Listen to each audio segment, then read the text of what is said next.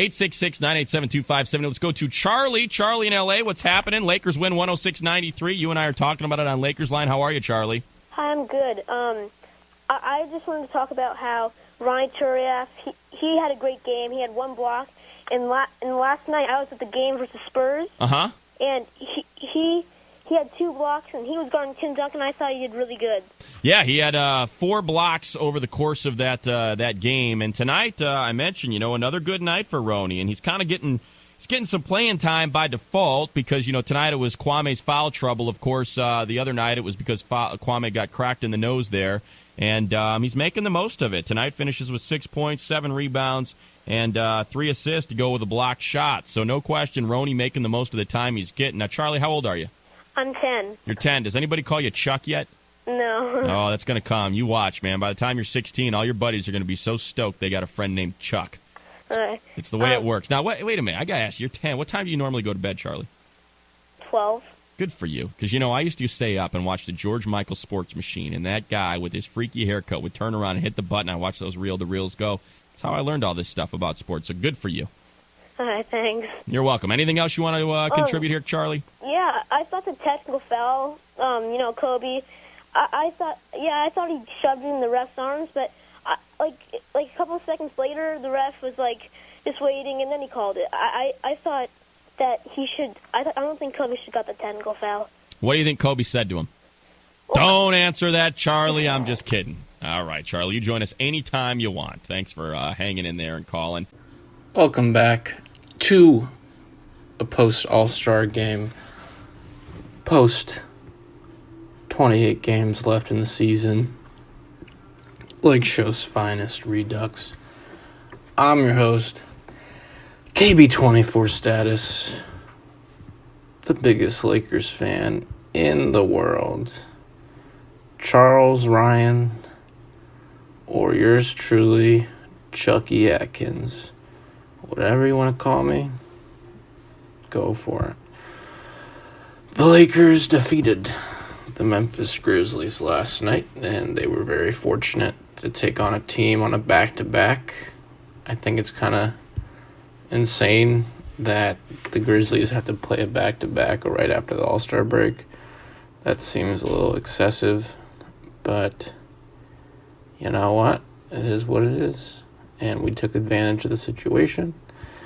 We got the W. Somehow we were up by 25 at one point, and we let them all the way back in it. And that's not the Laker way. The Laker way is you kick ass the whole way, especially against weaker teams. I think we're 25-1 or some crazy stat like that against below 500 teams, and we're 17-0 when LeBron is 30+ points. I saw that stat last night during the game. That's crazy. But yeah, I mean, good win. Our biggest lead was 25 points, like I said. It was a wire-to-wire victory, which means that we never trailed. The game was never tied. We never trailed. No lead changes. And the longest run was 13, which I'm pretty sure was the Grizzlies' 13-0 run. We had 14 turnovers, but we also had 14 blocks. 14. AD had 7, half the blocks. We had 49 rebounds, 25 assists, 9 steals, 14 blocks, 14 turnovers, while the Grizzlies only had 1 block, and I'm pretty sure that was probably Valanciunas. But, we shot 31% from 3, 9 for 29. Gotta do better than that. But we did make 9, while the Grizzlies made 5 for 16 for their 31%, but they only made 5. Overall, we shot 48%, and this is the dumbest stat of the night. Both teams were terrible from the free throw line. The Grizzlies were 16 of 31. I haven't seen a team miss 15 free throws in a while. It's been a while, and that's incredible to me. But we missed 14 free throws, 26 for 40. AD somehow missed 5 free throws, but we'll let it slide on that, just getting back into the swing of things after, a week off. But, I like the effort. I think it's great. They pushed back. They could have easily relinquished the lead, but kept fighting till the end. I know they only won by 12, but, they didn't give in. Didn't let them go on a bigger run than they already were on. But like I said, LeBron had over 32 points, 10 for 17 for 59%. And he had 11 of 12 from the free throw line, while AD was 10 for 15. Crazy how many calls we got. Very lucky. But usually it's the other way around. Usually LeBron misses more free throws than AD, so this was kind of an anomaly, which probably won't happen. But yeah, LeBron 32 points, only 3 rebounds, 7 assists, only 1 turnover, and 2 blocks. So pretty solid right there. Actually very solid for a 34-year-old, 35-year-old guy. AD, though, in only 30 minutes, because remember he missed, the whole first quarter and all that. 28 points, 13 rebounds, 4 assists, 7 blocks, 1 steal, and 4 turnovers. But we'll give the turnovers the benefit of the doubt. Injured for temporarily. But, to come back into the game and kick ass like that, like you were never even hurt, because he was limping pretty bad in the first 60 seconds when he bumped knees with Jaren Jackson Jr. Really shows you how good he is. LeBron and AD, they just flat out know how to play basketball. That's really what it comes down to. They know how to win. They know how to play. There's no fear. There's no nothing. So really proud of that guy. He doesn't care that I'm proud of him, but I think it's awesome. JaVale had, 5 fouls, 3 early. Dwight had 3 early. So really Dwight and JaVale were irrelevant. JaVale only played 14 minutes. Dwight played 15 minutes. JaVale only had 2 points, 5 rebounds, 1 block. Dwight, 4 points, 5 rebounds, 1 block. So Danny Green had 2 blocks. Good for Danny Green. But Danny Green only 3 points. Only took 3 shots, 1 for 3. 3 points, 3 rebounds, 3 assists, 3 steals, and 2 blocks. That's pretty solid. 3, 3, 3, 3, 2. 3 points, 3 assists, 3 rebounds, 3 steals, 2 blocks. That's awesome. It's like a 3x5 sandwich. But the really underrated guy this game was Avery Bradley. 14 points, 6 for 10 from the field. I think it's clear that Bradley's just really underrated. He had 3 steals. Ja Morant was off his game from a back-to-back and probably partying in Miami or wherever the hell he went. But damn, Avery has been showing the scoring past few weeks or past 10 games or so. So really, really looking forward to how he holds up in the playoffs because, obviously he's had tons of playoff experience when he was in the Celtics with Rondo and all those guys, and even LeBron's championship year, I believe. The Celtics faced the Cavs a couple times with Isaiah Thomas and all that. So, let's see what the playoffs, if we can keep it up. It's crazy. There's only 28 games left. We're 41, 42, and 12, I believe. Or is there 26 games left? 42 and 12. Or 42 and 11. Hold up. I'm going to look this up real fast. We're 42 and 12. So, yeah, there's 28 games left. It's crazy how fast everything was. But Kuz was very disappointing tonight. Kuz came in right away when AD got injured, and Kuz was 4 for 13 from the field. He had the third most shots, which is pretty typical. Somehow KCP took 12 shots. KCP was 4 for 12. But, you give LeBron 17, you give AD 17, and they shoot both essentially over 50%. 8 for 17 for AD. But Kuz, I don't know where he's at. 0 for 4 from 3. He had 5 fouls. 4 rebounds, and 3 assists. When you replace Anthony Davis, you can't end up with 4 rebounds. What's up with that? So, give him time. Caruso played well. Rondo played meh. But Caruso had a plus-minus of 23. Danny Green's plus-minus was 26. And let's see the worst plus-minus for the Grizzlies. That was negative 21 for Jaren Jackson Jr. Very weird seeing Gordy Jang on the Grizzlies. Remember, he's on the Wolves for several years. Just strange. Who's going to back up Cat now? Yeah, even they have Jordan Bell. He didn't play at all. But yeah, just a weird team, the Grizzlies. They're going to make the playoffs, it looks like. And, there's so many, decent Josh Jackson. He was the 3rd pick in the draft after Alonzo and Jason Tatum, I believe.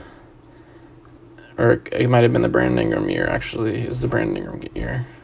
Sorry. Yeah, it went Ben Simmons, Brandon Ingram, Josh Jackson, I'm pretty sure. So a lot of weird, and they got Shake Milton, Tyus Jones. I remember he used to kick our ass.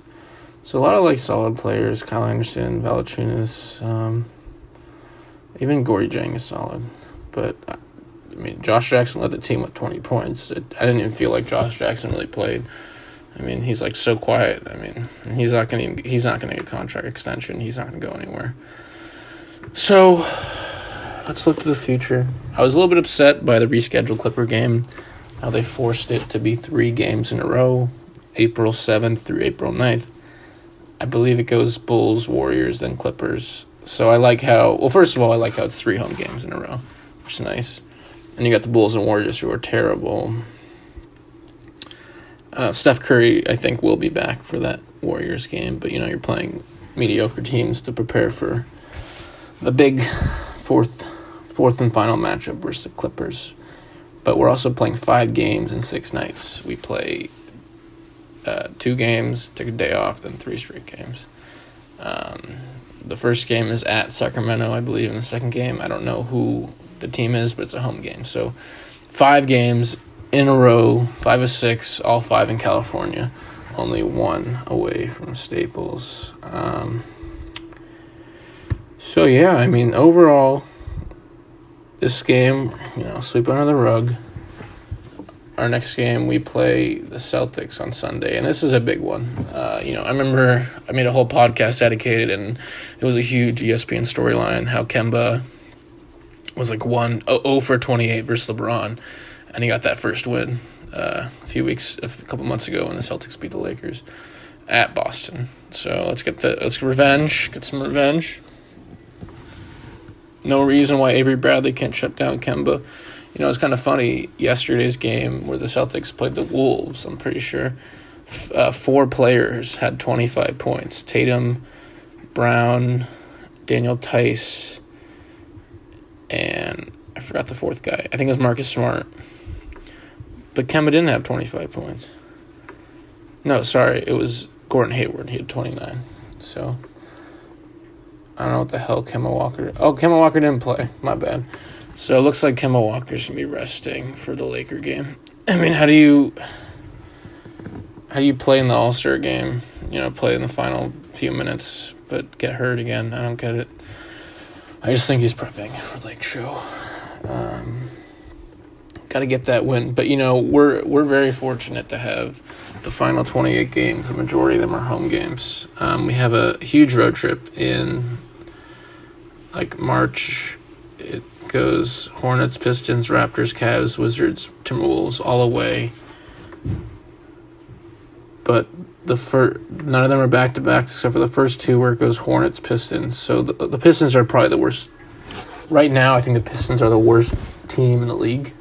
I'm saying as a team, not by record. The Warriors will have Steph back.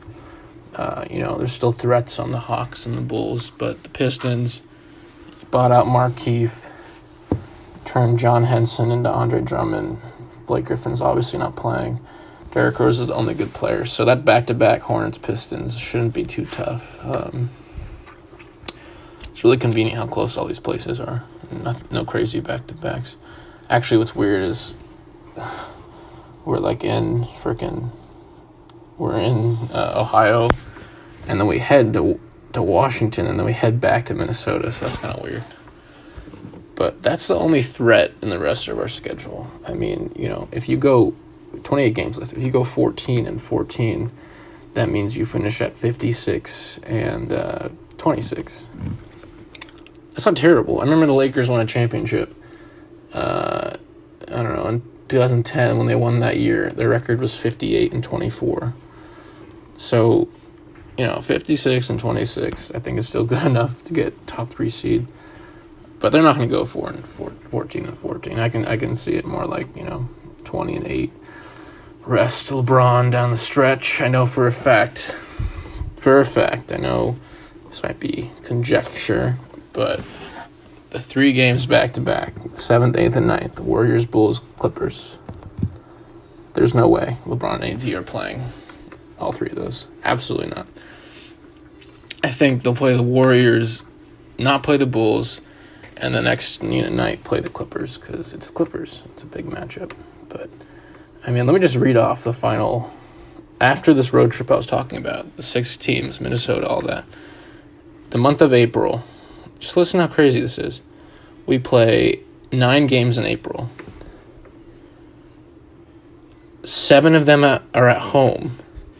The other 2 are in Sacramento and Phoenix. How much? It's like a 45-minute flight. Really lucky. And the away game versus the Kings, we have 2 days off before that. And then the Suns game is on a back-to-back. That's the final game of the year. So I think we're just going to mail that in. And I'm pretty sure the Suns are going to mail it in. Maybe not even play Devin Booker. So things are turning our way. I think the road trip go 3-3. I know I'm looking ahead too much. A lot of the reporters' questions after the game were looking ahead questions. But, yeah. So I'm going to wrap this up. But I do want to talk about the past few clips I've been posting. I've been posting like introduction clips, because mainly in the past I've done sometimes repetitive, the intro pictures or clips. And this time I want to put in all my effort, and obviously they're all about Kobe. But if you look, I'd say the last 4 videos are all 30 seconds to a minute long. So if you haven't seen them, I recommend it. I put in a lot of effort. I think it's kind of cool. The music syncs with the videos of Kobe being a legend. There are 4 of them, like I said. One is named Black Mamba Carpe Diem outro. Carpe Diem, I think, is Latin for seize the day. And, Kobe did that. Then the next one is Mamba Heist Phenomenon. So when the Kobe 5s came out, or actually it was the Kobe 6s, I remember. They were the skin pattern Kobe 6s. On the tongue of the shoe, it would say Phenomenon. And that was just, venom, snake shit. The next one is Mamba Assassin, SoCal Memories. And I called it SoCal Memories because the song is called Memories. I called it Heist Phenomenon, the other one, because the song has heist in the name. And the last one is Black Mamba Alternate Redux. So don't be confused with Redux being a Lakeshow's finest Redux pod. But so there's a few intros. I thought they're not really like tributes to... Well, they are. The intros are tributes to Kobe. From now on, it'll just be Kobe stuff. Intros, outros, sometimes in between videos. Might have a clip or, maybe do like a few minutes talking about Kobe. But I don't really want to do that. I don't really want to talk about Kobe at all. On my podcast right after Kobe passed away, I didn't want to talk about it. I didn't say anything. So this is about the present, and the video clips are about the past. So that's pretty much it. I recommend watching those videos. I also have some other great videos. I have a video on my channel that has 460,000 views. I checked that out. Apparently 500,000 people almost have watched it, so why not you? I have some other cool videos. Prior to doing this Lakers stuff, I did some montages, and I have a montage where it's a top 5 movie montage, top 5 films by Christopher Nolan, the director who did the The Dark Knight and Dark Knight Rises, so that's kind of cool to check out. So it's not just Lakers stuff. Now it is, but in the past it wasn't. My Kobe Mamba Mentality video, which is the first thing you see in the description, that has 5,300 views. I work really hard on that. That's 20 years of Kobe in 20 minutes, so every minute is a dedication to the year. And then I have some interviews where I interview like this actor guy I worked for. That was kind of cool. That's 4,000 views. But this is all Lakers. We're Lakers channel. It's kind of funny. I'm reading through my videos right now. And the Laker Man Cave Studio Tour has 824 views. So Kobe, nice tribute or whatever. Kind of weird to see that, 824. But yeah, I'm Charles Ryan. I'm KB24 status, or yours truly, the biggest Lakers fan in the world. Sunday's game starts at 12:30, so I don't have to get up for that one. But, you know, we got this. Just got to play some defense. Avery, Danny Green, and AD got to really show up defensively. Got to anchor that shit. And KCP, too, when he's off the bench. And Dwight and JaVale all got to challenge every shot. Who cares? I don't care if JaVale or Dwight foul out. You still got a third guy named Anthony Davis. All right. Thanks so much for listening. Once again, take care. Stay safe. I recommend going to Kobe's funeral thing on Monday if you can, or go outside, go to Chickern Street, outside Staples. Check that out. I sure as hell did that. But take care, and let's get this W on Sunday.